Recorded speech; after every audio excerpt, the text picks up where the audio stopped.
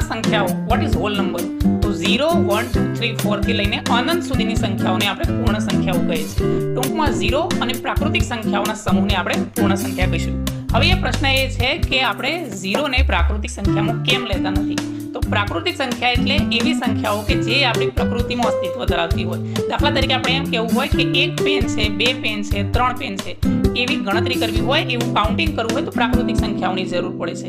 0 એ પ્રાકૃતિક સંખ્યા નથી, પરંતુ આપણે એક અલગથી સંખ્યા સમૂહ પૂર્ણ સંખ્યામાં એને લઈએ છીએ. એના પાછળનું કારણ શું છે? તેના પાછળનું કારણ એ છે કે જ્યારે આપણે એમ કહેવું હોય કે મારી પાસે એક પણ સફરજન નથી, તો આપણે એમ કહીશું કે મારી પાસે 0 સફરજન છે.